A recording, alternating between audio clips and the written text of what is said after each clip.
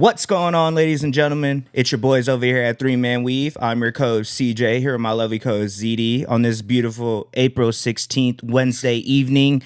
We just had our playing games, first round of playing games yesterday that were incredible that we'll talk about. We also have some playing games tonight that we're going to preview between the Magic and Sixers, and then Warriors and Clippers. And we'll also, whenever this posts, it'll already be after, but we'll also be live on assists. And, stay tuned for all of those. We'll be trying to watch as many playoff series as we can throughout this, playoffs that are coming up. But, we have a lot on our docket, man. We have some season outlooks for a couple or a decent amount of Western Conference team that we weren't able to get to last time. But yeah, how are you doing tonight, ZD, on this beautiful evening? There it is, man. I appreciate the intro. Like you said, live on assists, doing well, putting out the shorts. We're trying to be consistent. That's all that matters. We appreciate you if you're returning, and if you're new, welcome to Three Man Weave. Like CJ said, we're doing the Western Conference outlooks, the rest of the squads today. We're going to finish out with the championship contenders next time and then get into the East. I'm doing good, though. Playoff basketball's here. The Lakers, we talked about it last time, but they're secure. The Thunder obviously are secure. We don't even have to talk about that. But I think we should just get right into the NBA games today, man. How are you doing, bro? How are you feeling? Man, I'm feeling good. Like I just mentioned earlier, we were able to see a little preview of playoff games yesterday, and it was great. Incredible games. I mentioned to you right when we hopped into Discord and we're just chopping it up before we started recording that this is what Adam Silver was wanting when it came into to playing games and competing for this the 7 to the 8 spot. It's incredible. So just excited, man. Ready to get into the official playoffs once those start. But besides that, I'm doing great, bro. Was off today, so was able to relax. Went to the gym. You know what I mean? And now that we're about to start getting to this time of year, we're gonna be live more. So I'm excited to get that going. Just for everyone, live on assists at Opinionated Media. We'll be there, and you can catch some NBA games with ZD and I. Watch it. Yeah, watch it with us, man. We know y'all are gonna be watching. But CJ, first game tonight, man. It's at 6 p.m. Right now we're recording at 7 p.m. Central. It's an hour into this one, but Magic versus 76ers, man. And this is an exciting Eastern Conference matchup. The Magic have listed Jonathan Isaac and Jet Howard as a game time decision for this one. And the 76ers have listed Broom and Embiid as out. Trendon Watford is listed as a game time decision. So hopefully those boys ended up going. Obviously, Embiid is a big out. The appendicitis injury. I was just talking to CJ about it. I know one other person that's gotten that. It's an infection to your appendix. It's a big deal. You got to have surgery on that. Luckily, you don't need to live with an appendix. You can still have a great life. Embiid will be healthy. But the timeline, like CJ was asking me before we hopped on, what's the timeline? I'm not sure. It could be a month, 2 months. That's a big out for me. So I don't want to just skip over that. I think if they had Joel Embiid, CJ, agree to disagree. The Sixers would win this game. They're at home. Right. Most likely Embiid is 25 points tonight. I'd say 20 on the low end and 35 on the high end, 40 points on the high end. You just can't. It just goes without saying, no Embiid in the lineup. That's a big deal. So I did want to bring that up. But storylines for this game, man. This is the first playing game for Orlando. This is the second playing game for the 76ers in their history. The 76ers lost to Miami in 2024. So they have been in the play-in before. Obviously, Miami was undefeated before that Charlotte game, which we'll get into probably later in the pod. But what a game that was. Super, super exciting. But they lost to Miami in 2024. On the season, the Magic ranked 17th in overall net rating with a plus 0.6, and the 76ers rank 18th in the NBA net rating with a minus 0.1. This will also be the fourth matchup of the season between Orlando and the 76ers, with Philly leading the season series 2-1. Yeah, Philly, they were able to beat Orlando in the regular season. We've seen Orlando be up and down like this all year. I said it, Desmond Bane played 82 games. He's been super consistent. Worth 4 first-round picks? Absolutely not. Paolo, post-All-Star break, looked a lot better. I'll give him credit for that. I was talking mess about Paolo Banchero, and he seemed to have cleaned it up. But my worries with the Magic are internal. I don't know if you saw reports, but there's been reports floating around, CJ, that Jamal Mosley might lose his job. There's been some turmoil in that locker room, and that doesn't spell win in a in a playing situation. I'm gonna have to rock with the 76ers. VJ Edgecombe, Tyrese Maxey. I think if you got those two in the lineup, anything is possible. I know VJ is going to bring it, even though he's a rookie. We saw Concanapo struggle in the limelight. I think VJ is going to do the complete opposite. No Embiid, expect him to step up. Paul George is also going as well. I think it's going to give him that veteran presence. He finished the season pretty well. I know he got suspended, the 25-game suspension with the PEDs. You can say whatever you want about PG, but he's aging like fine wine, averaging over 22, 23 points down the stretch of the season. I know they weren't winning games, but over the last 5, he looked really good. Between me and you, I know Orlando's your baby. I know you might take the 76ers, though, here, man. I'm in a playing situation. I don't want to speak for you. I think you're going to say Philly as well. Yeah. Yeah, I'm leaning the 76ers. You know, like you said, obviously, if Joel Embiid was going, it would be without a doubt. With him being out, it's a little more up for debate, but just the way that the Magic have been playing, super inconsistent. Desmond Bane has been, like you said, played all 82, started getting a lot better throughout the season. Paolo, post All-Star break, was looking, pretty good as well.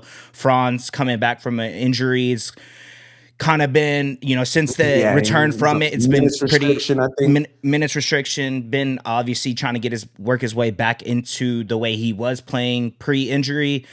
I'm leaning 76ers as well. I think Tyrese Maxey is going to be a lot for them to handle. Like you said, VJ, you brought him up. Con Knippel this past game didn't perform to, the standard that we had for him up this whole season, but they were still able to get that dub. I don't think VJ is going to do that. I think he's going to have a fantastic game. I think he shines in moments like this. We've seen it throughout all year, even Madison with all Square the injuries. Garden, His first game of the season, I think that was a great indicator goodness. Of the player that he can be. Sixers at home, no Joel Embiid, but you got Tyrese Maxey and VJ. I think they end up getting this dub. Not saying it's going to be a blowout, but I think this might be a pretty ugly game for the most part. I think it's going to be kind of not a defensive game, but just possession, each possession matters in the play-in playoffs. I think this is going to be a great example of that. And just the way that the Magic's offense has been looking as of late, inconsistent. So I can't really rely on them for me to bet on them to win this game. So I'm rocking with the Sixers, but I don't, not saying that they're not going to make the playoffs, but I just think that this matchup between the Sixers and them, the Sixers will get this one as well. And dare I say, the Magic, if they hit their threes, if Jalen Suggs gets it going, and if he guards Tyrese Maxey, then me and CJ will be wrong. I don't want Orlando fans. Your team is unpredictable, but when you guys hit shots, it's dangerous for sure. And if Paolo goes for 40, they have. I would argue in this position. It's not to say Tyrese Maxey's not a great player or whatever. I've just seen Paolo put up 40 points against the Celtics. I haven't seen Tyrese Maxey do that yet in these positions. We know he can. I'm sure he's completely capable. But I'd argue Paolo Banchero's probably the best scorer in this game when it comes down to it. So we'll see. I mean, it's set in stone. I'm rocking with the Sixers, though. I trust VJ. I trust Maxey. More importantly, I think it's about PG, that veteran presence, the 20-25 that he might give you tonight. It's going to be worth it, man. So we'll see. I'm rocking with Philly. Yeah, I'm rocking with Philly as well, too, sir. So going into this next matchup, man, it's between the 9 and 10 seed in the Western Conference. It is the Warriors versus Clippers. The Warriors have listed Quentin Post, LJ Cryer, Moses Moody, and Jimmy Butler as out. The Clippers have listed Niederhauser and Bradley Beal as out, and Isaiah Jackson is listed as a game-time decision. Some storylines for this matchup. This is the 5th matchup of the season between the Clippers and Warriors, with the Clippers leading the season series 3-1. This season, the Warriors finished 20th in net rating with a minus 0.5, and the Clippers finished the season ranked 16th with a 1.1, a positive 1.1. And those wins versus the Warriors, the Clippers have an average win margin of 9 points. Man, this is I know we talked about it in our last time. if it was. I think that matchup was the Warriors versus Portland at the time. Portland. Mhm. Clippers ended up dropping, so now it's Warriors versus Clippers. Obviously, don't ever want to count Steph Curry out because we know what he can Never. do in a one game, win or go home Scenario, scenario. right? Clippers, My we goodness. talked about him all season. Kawhi Leonard having a career year and career high in points per game. Darius Garland is looking like he can, really contribute to winning basketball, especially with the roster that they have. John Collins has had moments throughout this season. Derek Jones Jr. has been, not impacting the Mathurin grain too much, but enough to on the defensive side. And if he hits his moves the needle. shots, Yeah. Benedict Mathurin, like you just brought up, and then Brook Lopez, if he's able to get it going. The Clippers are home, Intuit Dome. I think I'm walking with the Clippers in this one, man. I think they'll get it done. Steph Curry is going to put on a show. I just don't know if they'll have enough to be able to withstand the Clippers in LA. Yeah, this one's a toss-up for sure. Kawhi Leonard's been all nails, though. Like you said, Mathurin, Derek Jones Jr., Chris Dunn, even at times, has been able to move the needle. You want to talk about a resilient team? We've brought it up all season. The Clippers were not supposed to be here. We were just talking about it before we got on, bro. This is a win or go home scenario. They're trying to keep the lottery pick away from the Thunder. They don't want to give it to them. I think Kawhi is here to play. I'm excited to go on live for this one. We're going to be on live and assist for this one. I'm rocking with the Clips as well in the Intuit Dome. Steph Curry is going to bring a hell of a fight. I think he's going to make 5 threes, 6 threes if I was a betting man, but they don't have the firepower. I don't think Quentin Post or Brandon Pods or Gui Santos or whoever. I just don't think that's going to be enough. If they prove us wrong, the Dubs did it again. But Draymond Green and Steph Curry can't save the day in this scenario. I think Darius Garland, Mathurin, Kawhi Leonard, that trio alone is going to get at least 45, 50 points between the three of them. So if other guys can step up on the Clippers, unfortunately Niederhauser's out, but I think I know Brook Lopez is going to come in and hit a couple threes. I think he's going to hit like 2 or 3. I'm rocking with the Clips, man. I don't say that much. LA fan till I die, but in this scenario, we're looking at it holistically. We understand where the Warriors dynasty is, how they've been playing. No Moses Moody out for the season. No Butler out for the season. Give me the Clips. Give me the Clips. Yeah, yes, I'm rocking with the Clippers, man. But let's get into some of our season outlooks, brother.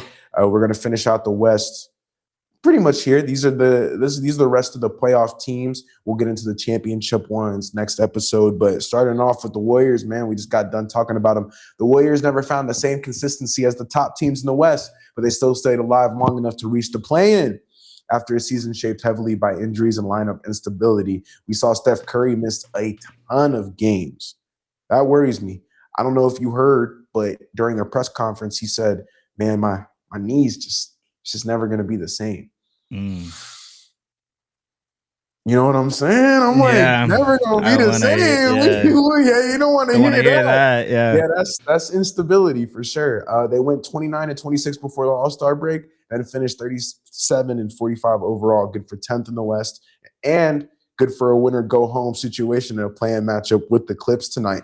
Steph Curry was still the engine when healthy, averaging 26.6 points per game, 4.7 assists, and 3.6 rebounds. But he played just 43 games, CJ, which made it hard for Golden State to build a real rhythm. Lots of guys had to step up. We saw Spencer brother act as Steph Curry. We saw them bring in Seth Curry to try to do some damage. Just seems like the Warriors are a bit of a falling dynasty at the moment. Jimmy Butler was productive in his 38 games too, averaging 20 points, 5.6 rebounds, and 4.9 assists. And the Warriors went 23-15 when he played before going down with that ACL injury. Injuries have been a story for the Warriors for the last couple seasons. And if I'm being honest, the dynasty, the cat's out the bag. The dynasty has fallen. Steve Kerr, the way he talks in every single interview is like, oh, I'm never leaving Steph Curry. Draymond, I know you remember, maybe our viewers forgot, he might have gotten traded at the deadline. He didn't actually get traded. I thought he was going to, but he came out during an interview and said, yeah, like, I'm prepared to move on, yada, yada, yada. I think looking at the Warriors in the grand scheme of things, you could sound the alarms. This season is one thing. I don't know if they should be worried about this season just because of how it's gone. And if in the injury category, Moses Moody, Jimmy Butler, and Steph Curry all missed over 20 something games. We know Curry and Butler missed essentially half the season. So it's tough when your two best players are out for that long. I think it's over 40 games combined. Brandon Podziemski was also one of the bright spots of the year, playing all 82 games and putting up 14 points a game, 5 rebounds, and 4 assists, while Draymond Green continued to stabilize the group with 8.4 points, 5.5 rebounds, and 5.5 assists.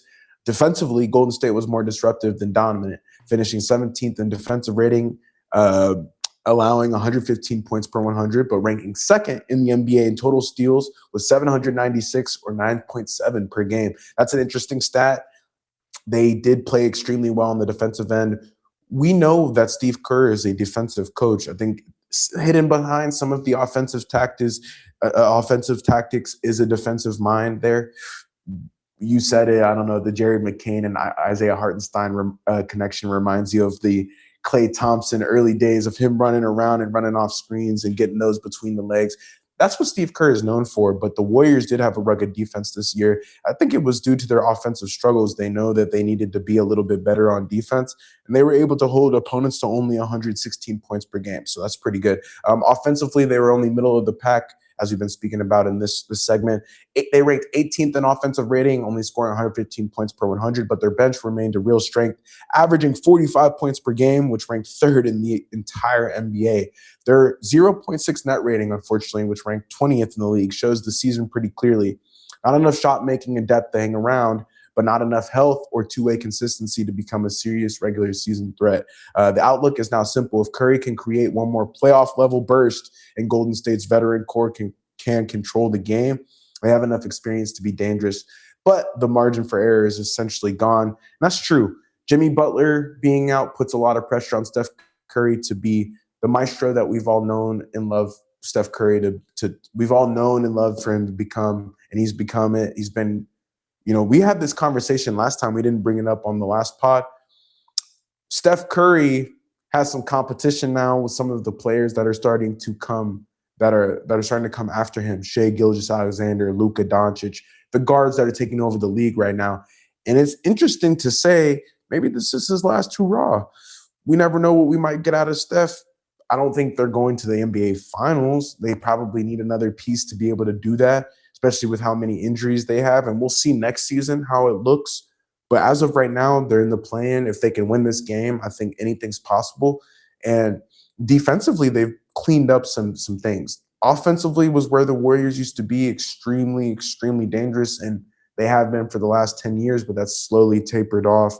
I think if their defense can hold them afloat, CJ, I think they can end up beating the Clippers in this game. I'm not picking them to do it, but if they can get some steals, force some turnovers, and their bench shows up, anything's possible.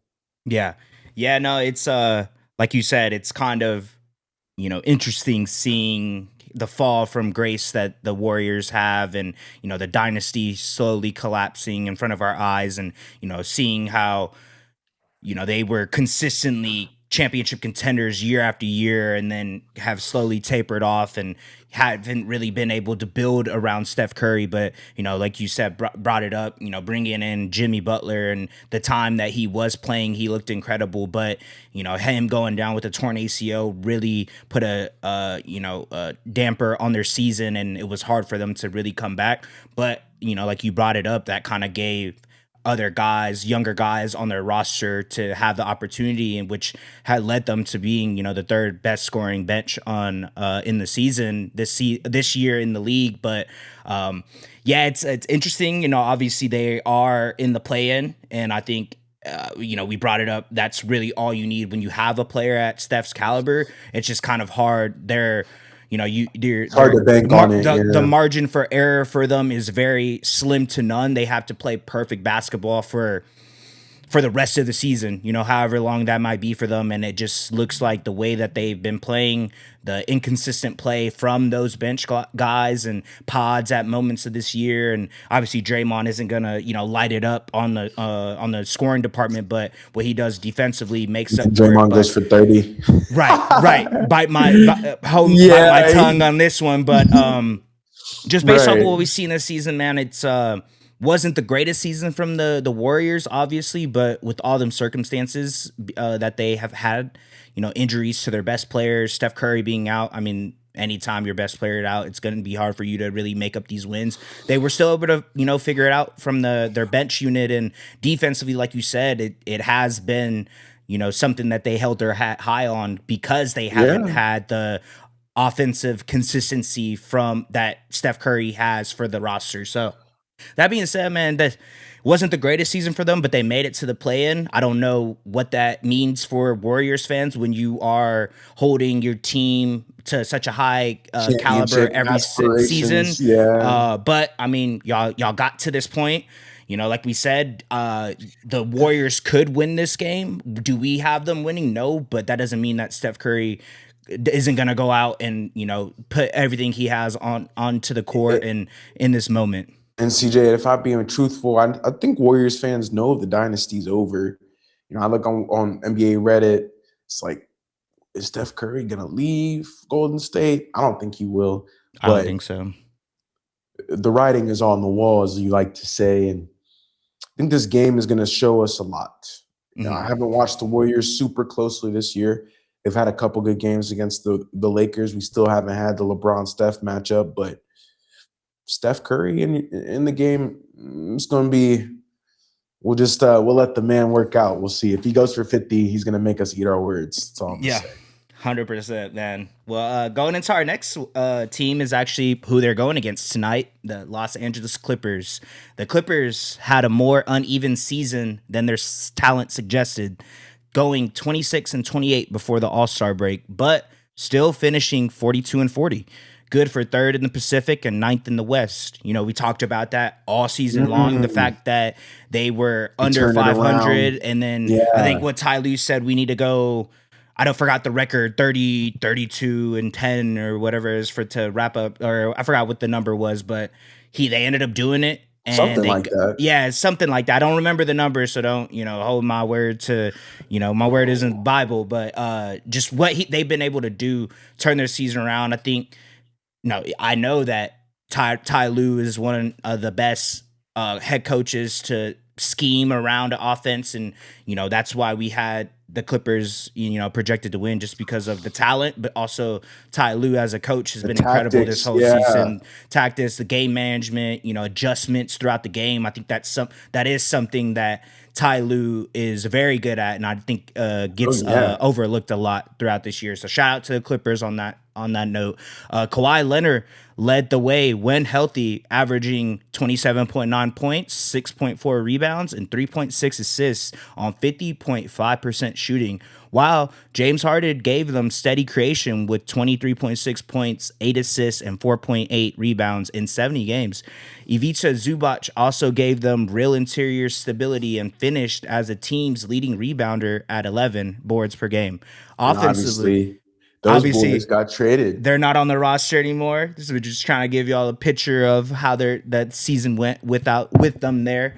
But offensively, man, the Clippers were solid but not elite, posting 117.3 offensive rating that ranked 11th in the NBA. Defensively, they were more average than dominant with a 116.1 defensive rating, and their 1.2 net rating ranked 16th in the league, which matched a team that hovered around 500 for most of the year. The read on their season is the Clippers still had enough top-end talent to be dangerous, but never fully looked like a true contender over the course of 82 games. Now, their season comes down to the play-in against Golden State, where they will need Kawhi and Darius Garland to carry the offense at a high level.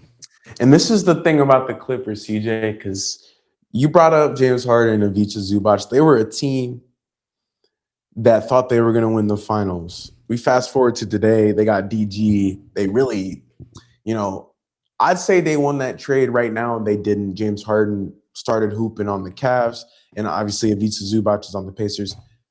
They came into the season thinking they were a contender. They got slapped in the face after 20 games, and I'll give the front office credit. I'll give Steve Ballmer credit. We didn't put it in the outlook. They're still dealing with the aspiration case. They've had a lot on their plate. the fact that they were able to turn it around. Kawhi Leonard's season, I think, speaks for itself. Like you said, when he was healthy, which was pretty much all year, Yeah, shout yeah, out to yeah. Kawhi. He was brilliant, man. And he was a first team all NBA player. Mm. He might even make it if Luka doesn't make it and some other guys don't make it. So we're looking at a team now that's completely different, that's built around Kawhi and DG.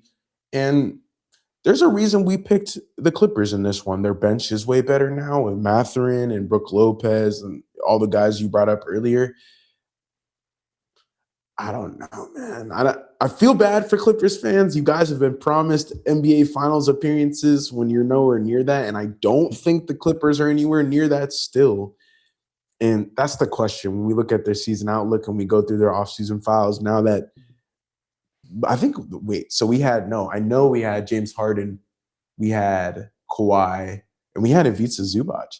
Two of those dudes are now gone. The players that they were building around. Mm-hmm. DG's added in there, but who's their third Who's the guy? It's third? not Beal, right? No. Like in the NBA, I think you need to showcase your depth, which they have. And I know you need that big three. Thunder got it. Lakers sort of got it. Who's that Clippers third fiddle? Mm-hmm. Guess we'll have to see. Yeah. Yeah, that's that'll be. I think that's a question that they're gonna have to figure out too, because like you said, DG, Kawhi are the two. Who is that other guy? I mean, you have John Collins. You I have. don't think it's Beal. Yeah, it's not Beal. It's interesting because they were one of the oldest team, if not the oldest team at the beginning of the season. They traded away Zubac and Harden, got younger with getting Garland and Benedict Mathurin. So is Benedict Mathurin the guy that you're building around? You know, like you said, we'll have to see. But it's interesting because I feel like the turnaround, right? I feel like we talked about it, and it'll be something probably for that will bring up for the foreseeable future, just with the Clippers and how they were able to turn that around. But I would what would you give the Clippers out of 10 for the season? I guess we didn't rate their season. That's 6 or 7 for where they were. Yeah. And where they are now, I didn't think they would be in the playoffs. I thought it would be for sure a lottery pick going to the Thunder. And I hate to tell you this, CJ, but I don't want to see the Thunder get another lottery pick. Yeah. They already have plenty. It's like, man, the rich just get richer, but I understand. If we're looking at it non-biasedly, they had 6 or 7. That's what I would say. What about you?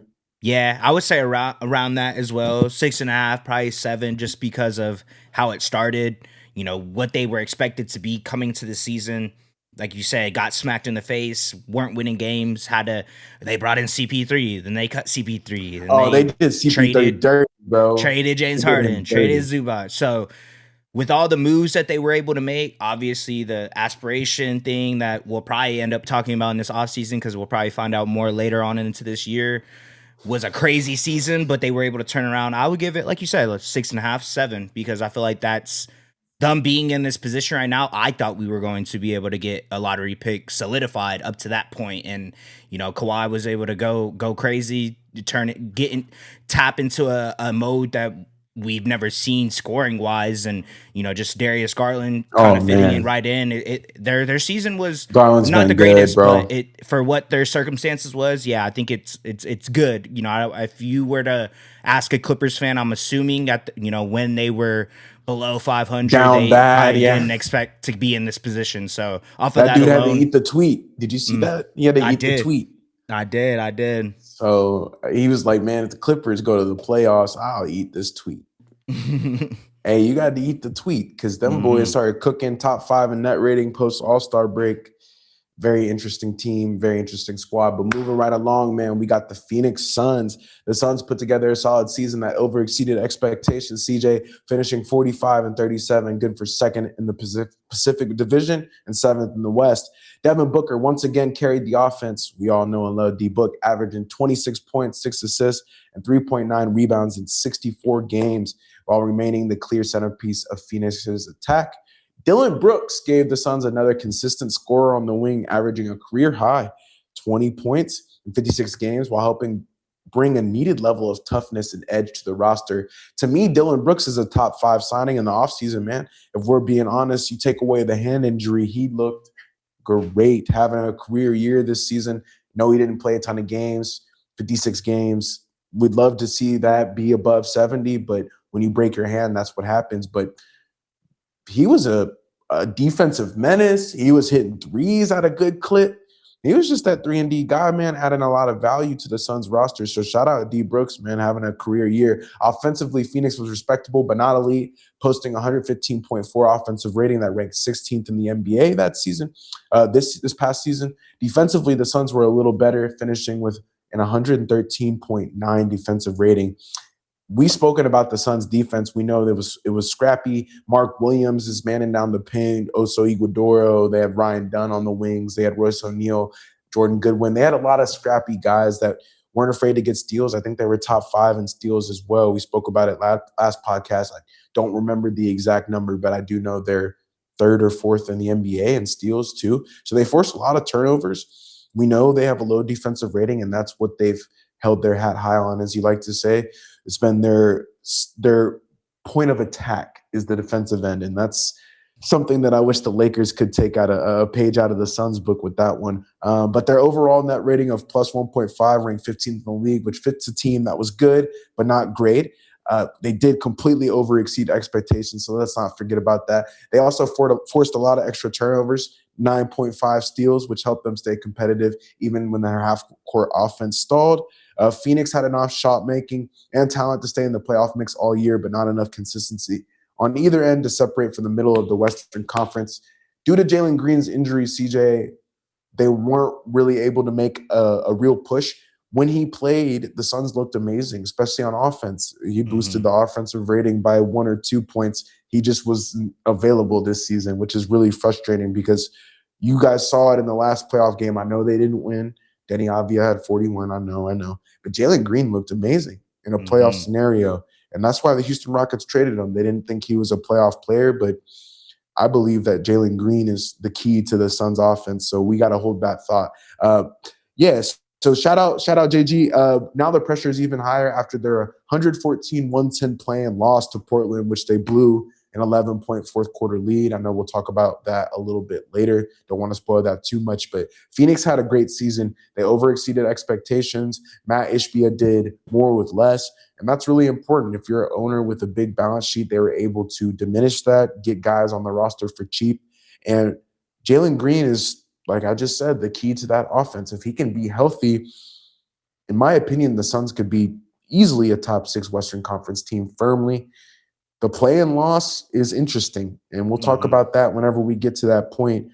I don't really know what happened. I didn't watch it. Mind you, I watched some of the highlights, but I had to go to sleep, unfortunately. But I saw the stat line. I saw that Jalen Green took a lot of shots, and Denny Avdia was the main one. Obviously, we saw Drew Holiday get it going a little bit. Jeremy Grant went on a little run of himself. He had a couple threes there. Just think the Suns should have showed up a little bit more at home. If you ask me, they should have won that game comfortably. So that does make me nervous. Other than that, no, the toughness of Colin Gillespie, obviously Dylan Brooks, Devin Booker as well, turning into that facilitator.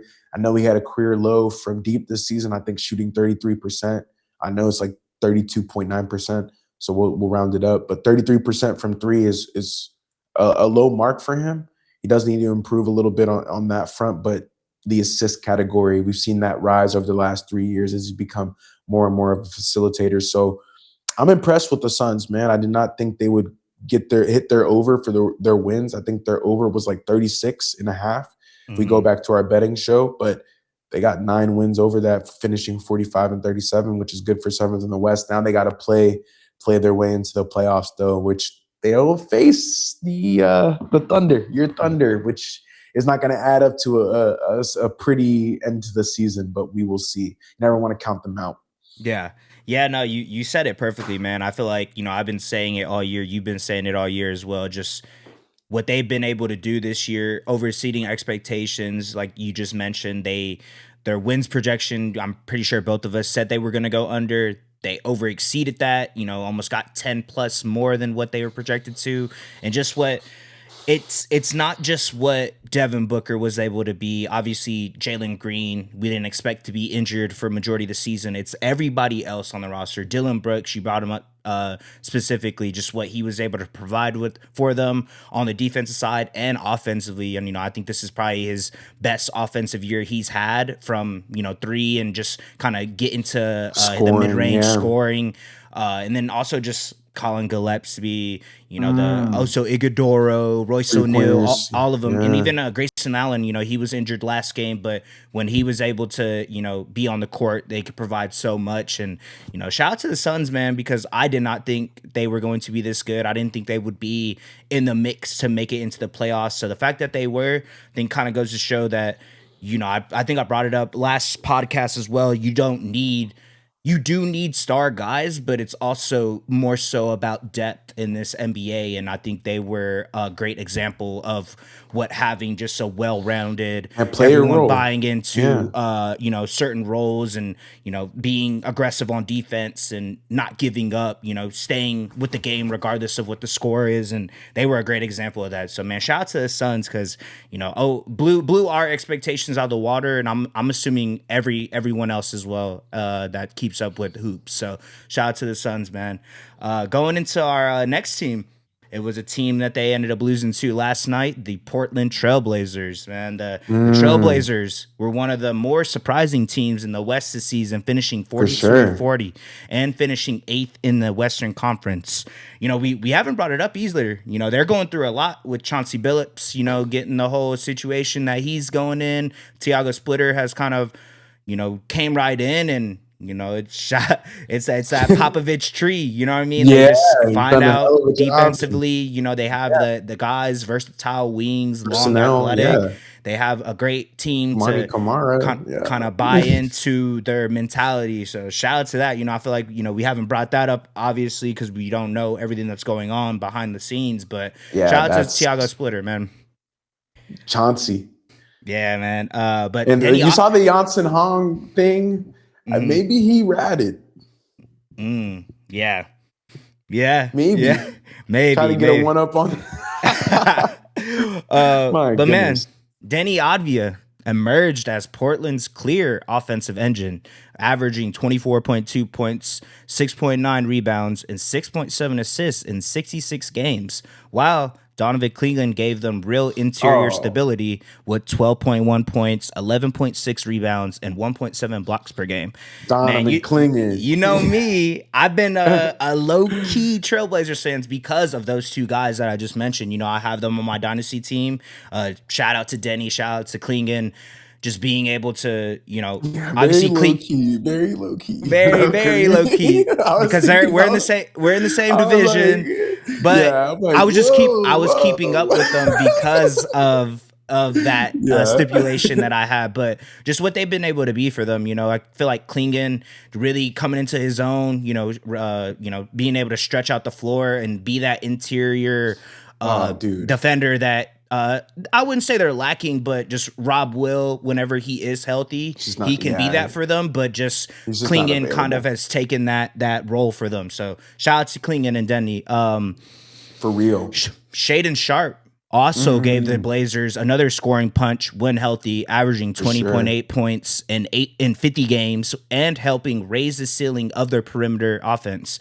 Offensively, Portland was solid but not overwhelming, posting a 114.4 offensive rating that ranked 20th in the NBA while averaging 115.5 points per game. Defensively, they were closer to average with a 114.7 defensive rating and their minus 0.3 net rating ranked 19th in the league, which shows how narrow their margin for error really was over 82 games. Even so, the Blazers stayed active and disrupted, averaging 8.3 steals per game, and their size and rebounding helped them stay competitive throughout the year. My read on their season is that Portland was not a true contender, but they clearly outperformed expectations and built real momentum behind Advia's breakout and a young core that looks much more serious going forward.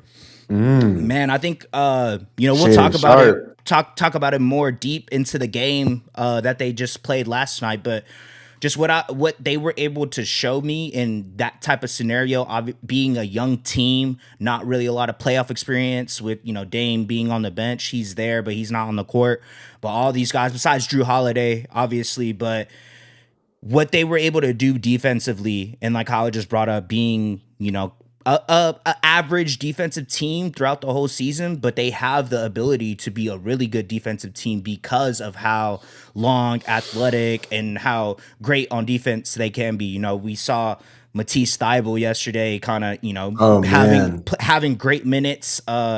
You brought Yeah, him when up, it Tumani matters. Kamara. You know, I think he's, you know, one of the better on ball defenders that we have in this league. And then, you know, I brought it up with Klingon and Robert Williams, what they're able to be kind of manning that in it paint and that interior Rob defense. will. It's hard for, you know, whenever, you know, someone gets blown by, you have those guys behind you to really, you know, disrupt the offense from scoring easily at the rim. And, you know, my only thing with them is their offense. You know, I think it was a great example of that this past game, but just throughout the whole season, whenever Denny isn't able to get to the rim and create for other people, it's hard to really rely on that offense to create without him doing so, because they just don't have much besides Shaden Sharp. And, you know, like we just brought it up, he missed a lot of time this season. So if he can stay healthy, if they can really build around this young core that they have, they can be, you It's a know, good competing take. for a playoff spot.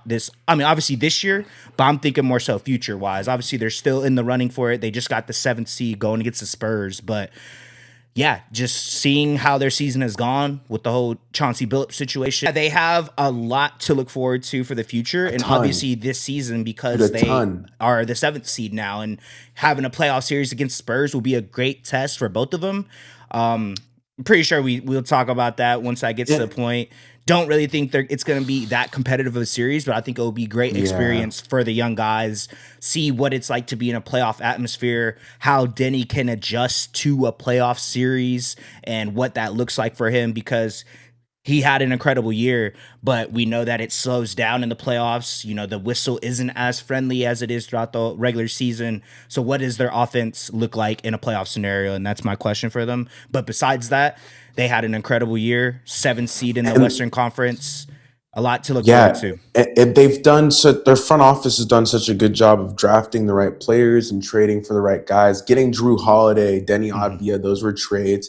They've still stayed by Shaden Sharp and Scoot Henderson, two guys who can be the future of their backcourt. They traded for Damian Lillard, which Mhm. seems to be a really good value add as well. They drafted Klingon and Young Hansen, and they've done a good Kumara they traded for from the Suns.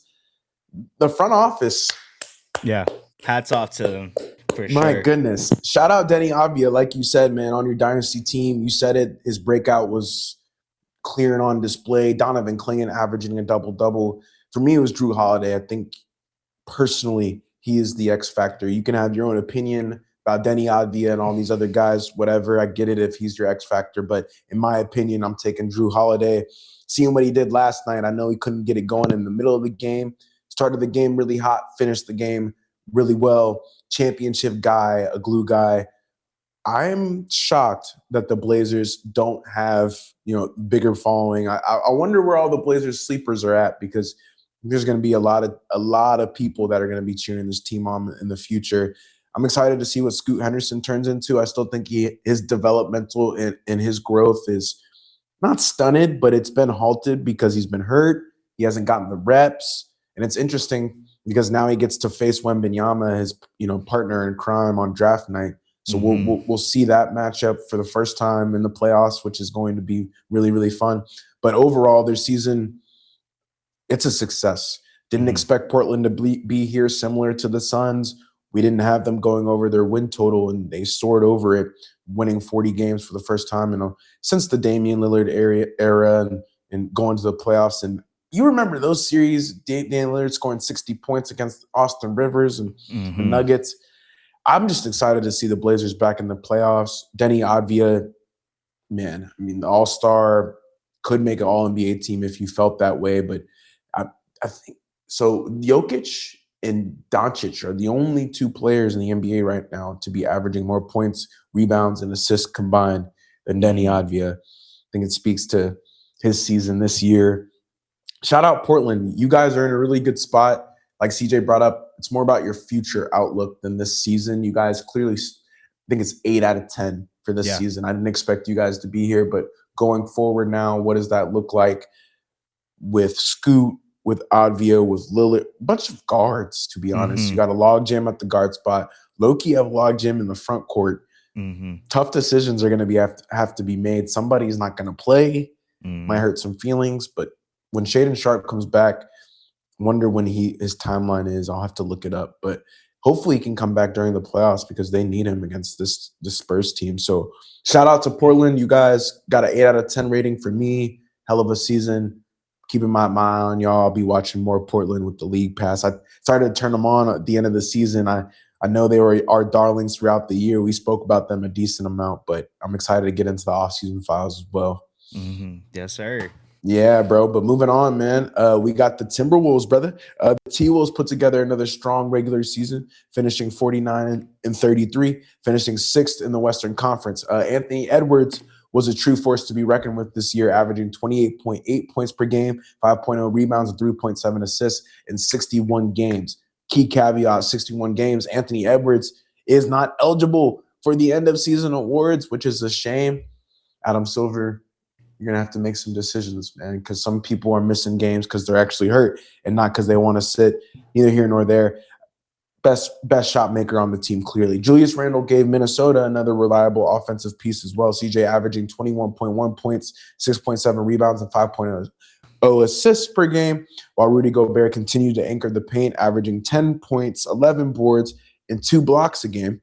Offensively, Minnesota was balanced and very, very efficient, posting 116.8 offensive rating that ranked 12th in the NBA. They also shot 37% from deep, which ranks 6th in the entire league. Defensively, the Wolves were much more imposing, finishing with 113.5 defensive rating that ranked 8th in the NBA while averaging 8.7 steals a game. The Wolves, to me, have been the sleeping giant. We've said it a lot on this podcast, but we've seen that they've showed up in 2 back-to-back Western Conference finals.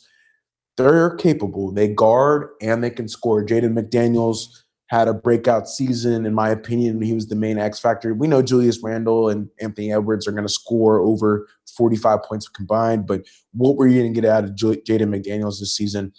You got 40% from 3 and 12 points, 6 boards. He had an amazing year. So shout out to Jaden McDaniels, averaging over a steal a game as well. Their plus 3.3 net rating ranked 10th in the league, which fits teams that was clearly very good, but not extremely dominant over the course of the 82-game season. Minnesota had enough star power and defense and structure to be dangerous every night. And they feel like the lower seeded team that nobody should be excited to face. And that is very true. I don't think any team wants to see Minnesota healthy. Anthony Edwards, when healthy, is a top 5 player in the NBA, shooting 40% from deep. Now he's added the 3. We've seen Julius Randle become a better initiator and creator. For me, it's the assist category, finishing with, I want to say this is his career high in assists this season. So he's been balling out this year. You had him on your dynasty team. Chris Finch has done a hell of a job too tactically, adding the right pieces around Anthony Edwards to make sure that they can go Dante DiVincenzo, and of course Bones Highland, who I'd say is the X factor of the bench. Now he's going to play 20 minutes, 22 minutes. We know Bones has gotten some playoff run on the Nuggets, but he's definitely more effective on the T-Wolves. Him and Ayo Dosunmu, 2 very, very important additions during the season. I want to give them a lot of credit for. If I had to give them a rating, CJ, say it's a 7. It wasn't perfect. Ant didn't play a ton of games, in my opinion. He played more last season. He had a better year last year. I'll just say that. Led the league in threes.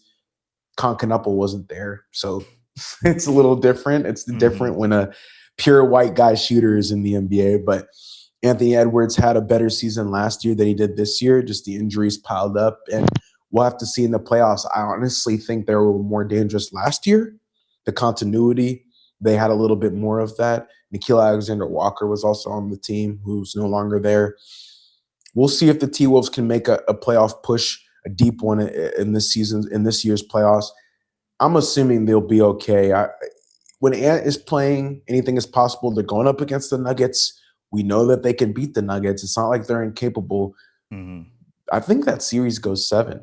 Yeah, that's probably one of the best first round matchups we have, obviously with the history and what the Timberwolves and Nuggets have been, and even the Christmas Day game this year that we were able to see from them. Just the whole year, what was really incredible for the T Wolves.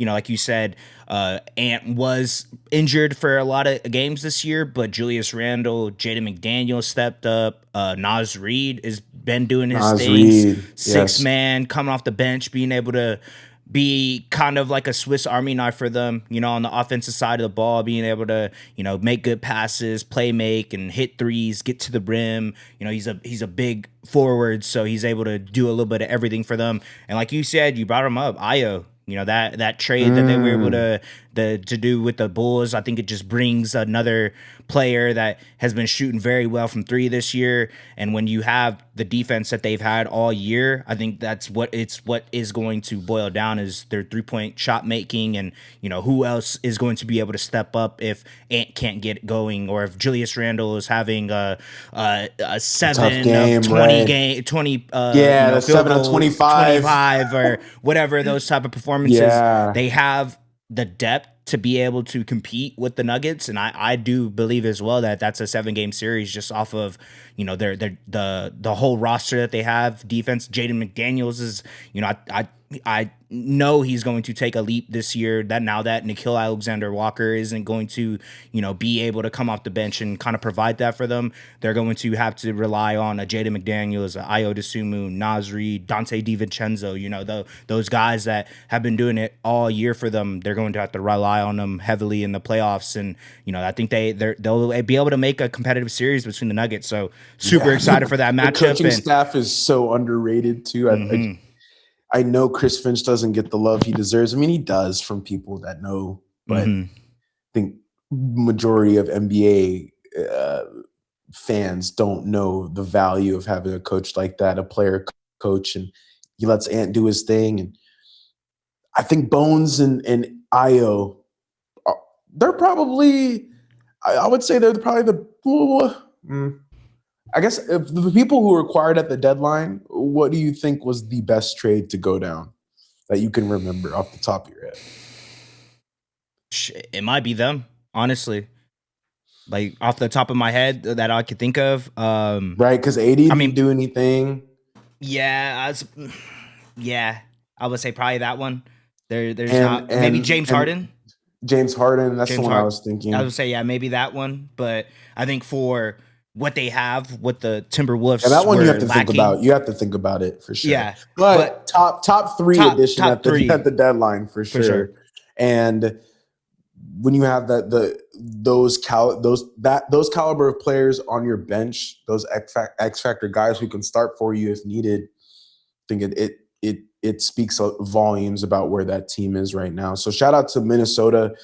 Jaden McDaniels looks great. Anthony Edwards looks great. They do have a core of players they're building around, and Rudy Gobert's held down the middle, and he continues to be a defensive stalwart. He's going to make another All-NBA defensive team. So we'll see. We'll see where Minnesota's season ends up.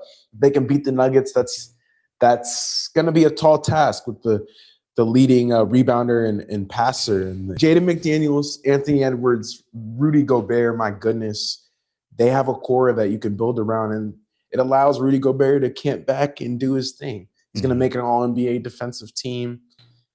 Ant should have made an All-NBA team. The T-Wolves have a hell of a team, bro. Hell of a team.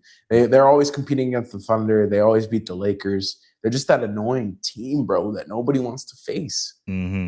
Yeah. You said it, and I'll always bring it up. Yeah, they're the like sleeping giants in the West. They always have the opportunity to compete in the playoffs, and I mean obviously in the regular season. So they're back to back Western Conference Finals appearance. So we'll see if they can make it 3 in a row. We'll find out. But heading into our last team, man, of the Western Conference for this episode, we have the Houston Rockets.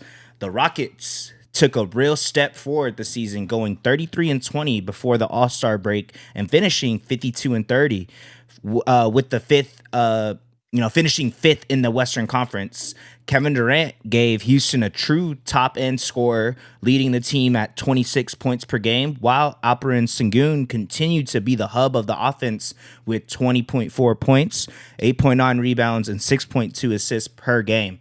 Amen Thompson also looked like one of the biggest breakout players in the league, averaging 18.3 points, 7.8 rebounds, and 5.3 assists in 79 games. Yo, if he gets a jump shot, bro, It's it's over. yeah.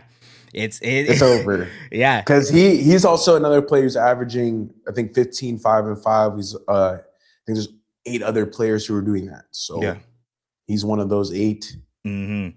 Yeah, if he could get consistent, it'll be scary for the league for sure, bro. Yeah, he had a hell of a year. But offensively, man, the Rockets were strong all year, posting a 118.6 offensive rating that ranked 8th in the NBA.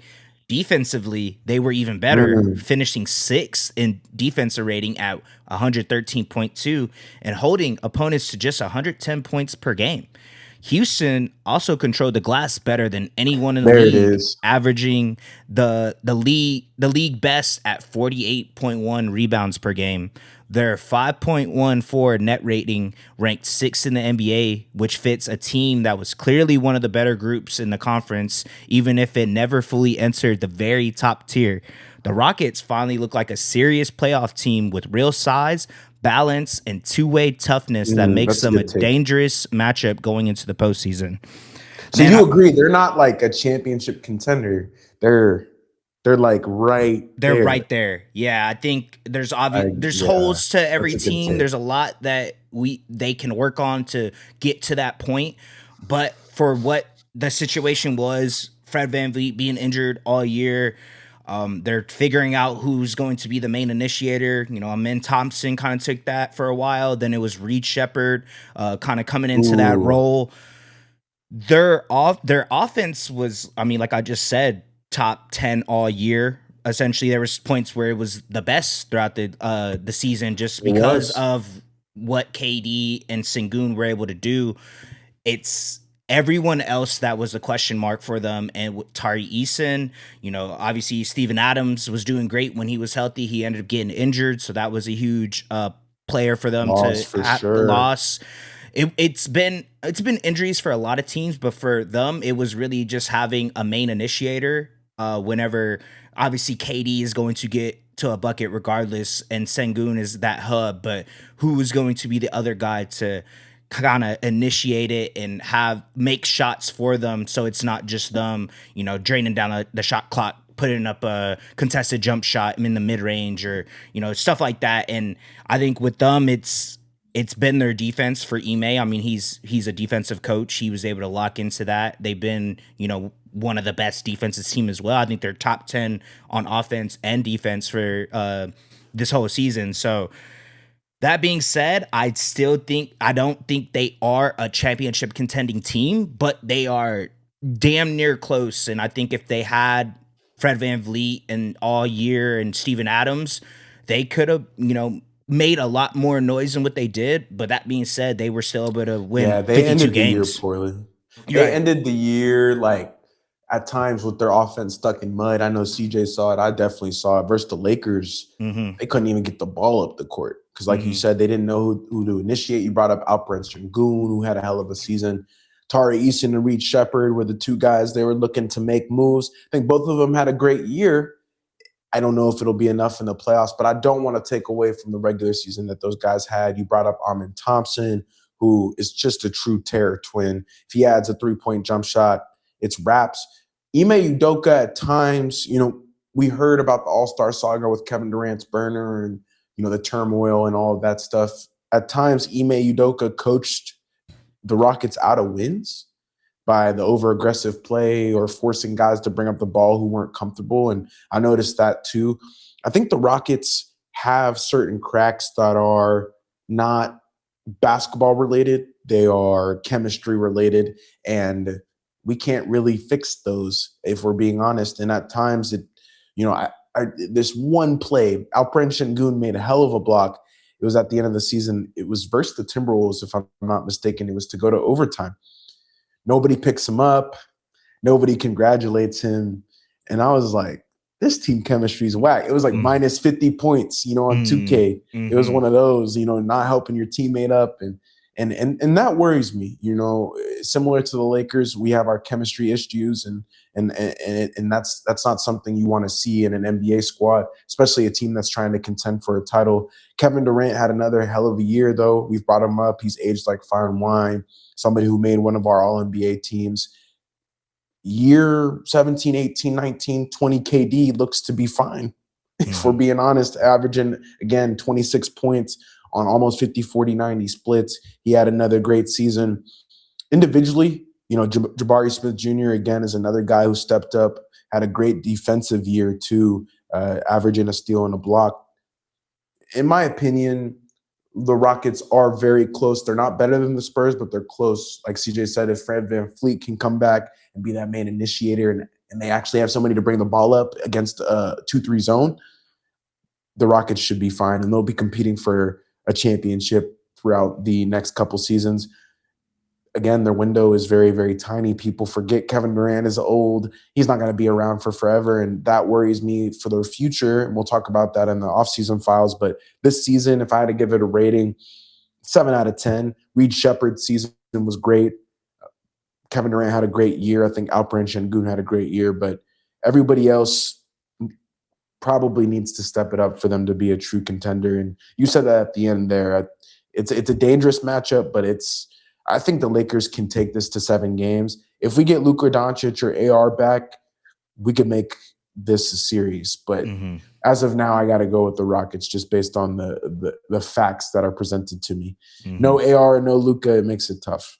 Yep. Yeah, no, I agree. Yeah, it's going to be a tall task, but you ready to talk about these playing games, man? And uh, I did not watch that late game one. I watched the highlights of it, but I did watch this one. We're about to talk about the Miami Charlotte one. So let's get into it, man.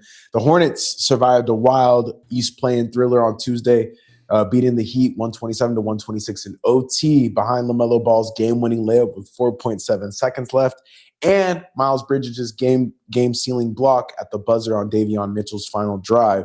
Charlotte was led by Ball's 30 points and 10 assists. LaMelo Ball finished with a plus 15. He did not shoot great.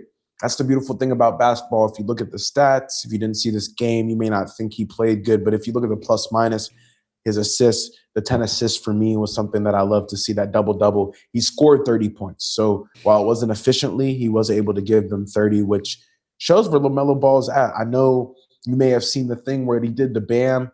Obviously, Bam went out in this game, so I'll make it short. In that second quarter, I want to say, on a out-of-bounds play while he was saving it, LaMelo Ball clipped his leg.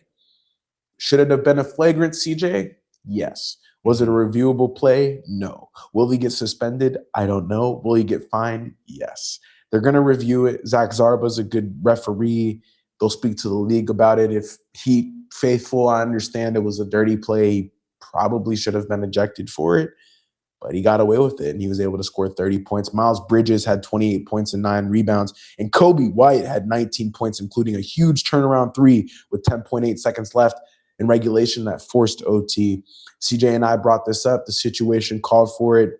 They were down 3. They needed a go-ahead 3 to tie the game up.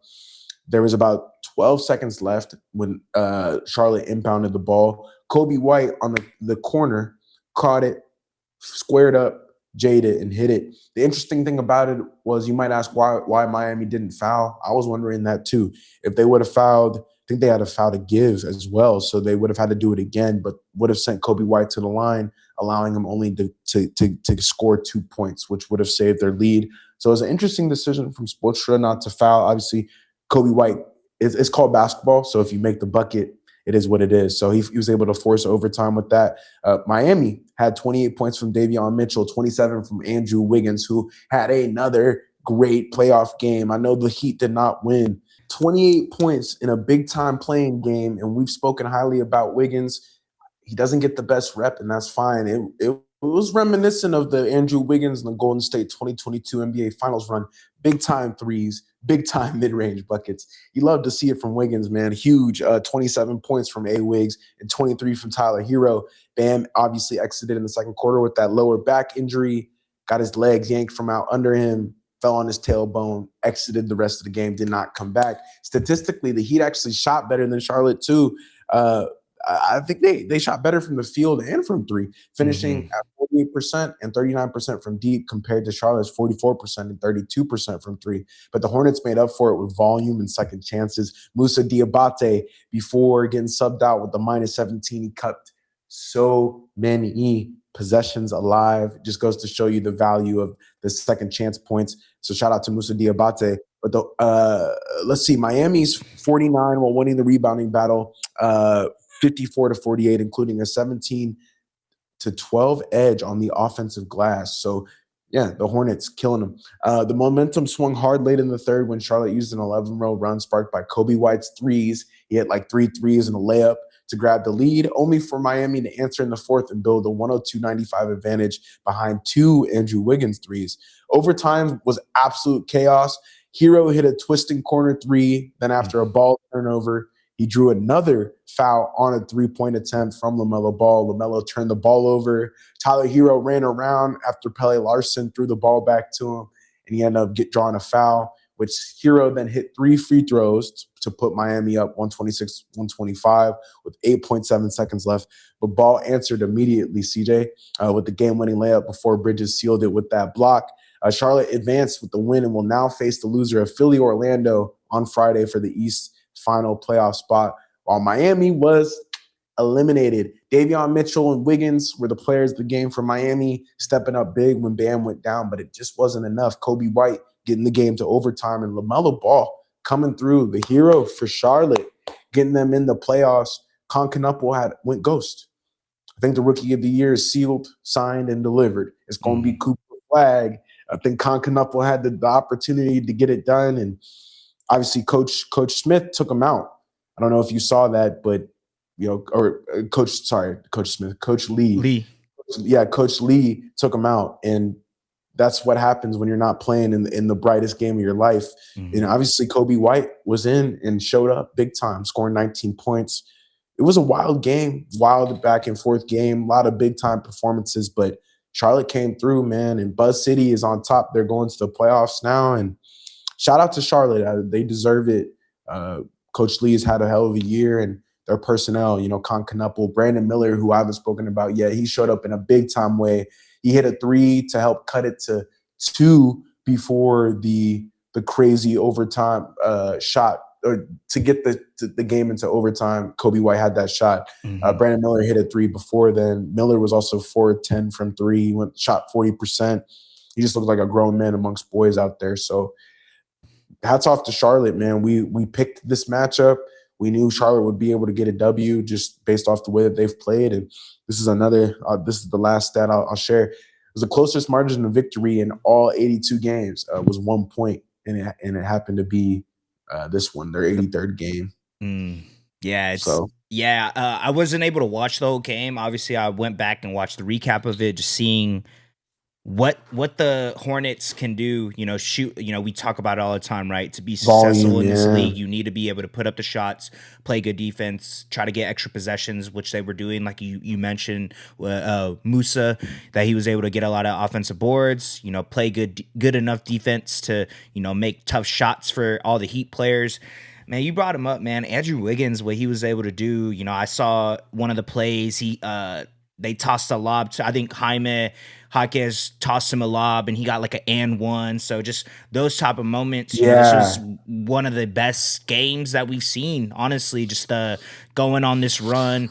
The fact that, Tyler Hero gets fouled, hits those 3 free throws, and they're up by 1, and then LaMelo Ball just drives by, gets a layup, and then on the other end of the court, Miles Bridges gets the game-winning block. It was incredible game from start to finish. And he also had that switch hand lay-in. Up and under.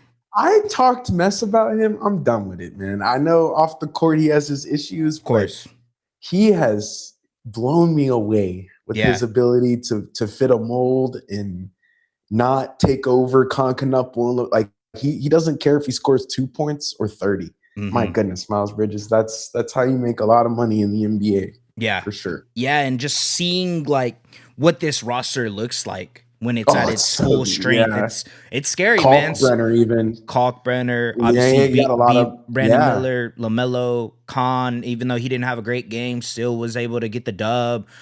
Miles Bridges, we just brought him up. Just they have Kobe White, just what they have an yeah. incredible roster, man. So the fact that they were able to get this dub, just it's dope for the city of Charlotte because they haven't had a lot to root for, in a long time Last since 10 the years, man. Kemba days, So the fact that they were able to have such a great turnaround post All-Star break, get to this point. Now I think they were competing for the 8th seed now because the loser of Yeah, sorry. the They're Orlando not going to the playoffs. They need to play. They need to play for the 8. so they need a So they yeah. were the So 9. they were then this was the 9-10, and then obviously the Yeah, I Philly or misspoke Magic, earlier. but They gotta still play. They gotta still play they themselves in. they still have a great opportunity off of that game and just off of their track record since post All-Star break. So shout out to the Hornets, shout out to LaMelo Ball, and like we said, Miles Bridges, man. And Khan wasn't able to shine in this moment, but I'm pretty sure he's going to, have a moment. Hopefully, this upcoming game between the loser of the game that's going on tonight. But man, going on to this next matchup, man, I was able to watch the second half of this one, so it was a great game, another banger for the night. But it was the Suns versus Blazers, man, the 7th and 8th seed. Looking to solidify your spot with that 7th if you won, and then if you lose, you're gonna play to get the 8th spot in the Western Conference. Man, the Trailblazers rallied from 11 points down in the fourth quarter to beat the Suns 114-110 on Tuesday, April 14th in Phoenix, and locked up the number 7 seed in the West play-in.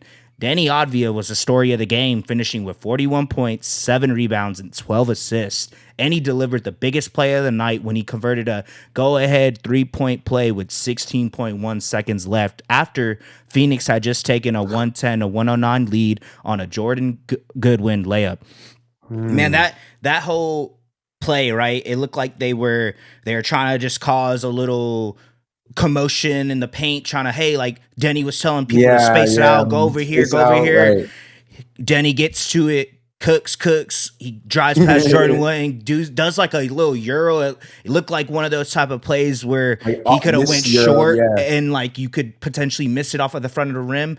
Ends up getting an and one and gives him that lead, man. It was incredible play, and like I was saying, it was just showcase what he's been doing all year long, being able to attack the rim, be aggressive, be great at initiating playmaking and driving and getting to the rim. So shout out to Denny, man. Oh, dude, he looks awesome. He looks awesome, man. Like I just said, dropped a 41 piece in a playing game. So that can never get overlooked. But Portland also got 21 points from Drew Holiday, 16 from Jeremy Grant, like you brought up earlier, and 12 off the bench from Shaedon Sharpe, which helped them survive despite shooting worse overall than Phoenix. The Suns were led by Jalen Green's 35 points and Devin Booker's 22, and also Dylan Brooks' 20. And as a team, they shot 49% from the field compared to Portland's 45%. While both teams hit 36% from 3, Phoenix looked in control for long stretches after winning the first quarter 33-31 and taking a 62-65 edge into halftime before stretching the game late. But Portland stayed alive with extra ball movement and timely shot making. The Blazers won the rebounding battle 42-38 and piled up 27 assists to Phoenix's 20, which helped offset their 15 turnovers and keep them within striking distance until the final minutes. After Advia's and one put Portland ahead, Jalen Green missed a potential go-ahead 3, and Goodwin's offensive rebound was stripped by Matisse Thybulle to seal the comeback. With the win, Portland moves on to face San Antonio in the first round, while Phoenix will host the winner of Clippers and Warriors on Friday with the number 8 seed still on the line. Man, I brought it up, when we were talking about it. Matisse Thybulle, feel like he is a defensive guy, hasn't really got the opportunities. Now he's on Portland, able to actually get run and contribute to winning basketball. Like I just mentioned, he got he stripped the ball from Jordan Goodwin to, seal this dub for them. And, it's stuff like that's how you win games. Like I just mentioned as well, they didn't shoot the greatest. They were able to get more assists than the Suns, but the Suns were having moments. I brought it up to you, Z, before we started talking. There was a run, I believe Dylan Brooks alone went on like a 5-0, 7-0 run on his own, got a steal, got a bucket, and then ended up getting a turnaround fadeaway three, and then they had to call a timeout. So moments like this, man, it's really what proves and it shows the type of team that you are, because Portland was in Phoenix going against the Suns, obviously, and the crowd is getting hype. Dylan Brooks is doing his thing, being a pest, clapping, it was getting chippy. Denny is, complaining to the, or not complaining, but, shouting to the refs, that's a foul, so a lot was on the line, obviously, trying to sell this spot, and the Trailblazers were able to rely on Denny for one, but just their defense as well. I brought it up earlier, just seeing how versatile defensively Jeremy Grant hitting those two big threes in the corner to, shorten the lead that the Suns have and help them go on that run in the fourth quarter. Man, it was incredible. It was a banger of a game, and like I just said, Adam Silver is probably jumping with joy with these two games, man. So incredible way to start the play-in tournament, and just solidifying the playoff basketball spots, man. It's been incredible. So yeah, great playing games, and Denny Advia's masterpiece. I said it. Jeremy Grant hit some timely shots. Drew Holiday hit some timely shots. You brought him up. Donovan Clingan had some big-time offensive rebounds. Personally, I believe the Suns lost this game. Devin Booker, 22 points, can't get it. That's not going to get it done. Jalen Green showed up. We spoke about it earlier in the pod, but I want to bring him up here, give him credit. He showed up in a big-time way for them. Dylan Brooks as well, performing well. Jordan Goodwin had a hell of a game. Just think it came down to the stretch where Phoenix lost the lead. Denny Avdia started cooking near the end of the game, and Jeremy Grant hit those two big corners and two big corner threes, and that changed the course of the game. And basketball is all about a game of runs, and the Blazers rallied from 11 points down. Mm-hmm. They're a resilient team. It's possible. Portland Trailblazers fans, you're in the building. I see you. Yeah, Adam Silver was turned about last night, and I know he was hyped about the overtime game. Mm-hmm. And I didn't bring it up. Amazon, you got to get your together, because there shouldn't be no technical difficulties. Okay, making $4 trillion market cap. People are investing every single day. There should be no reason there's technical difficulties during a moment like this. There can be technical difficulties in the middle of the season, but not now. We got to get that fixed. But both games were great. Adam Silver had more extra runtime for the ads in the first one, and the second one was close too, almost went to overtime again. Phoenix, you got to clean it up. It's now or never. Saw the Phoenix faithful. They were like, 82 games is enough to prove that we should get out of here. Yeah. Portland, Denny Avdia's masterpiece, 41 points. It's the big boys now. You got to play at the big boys.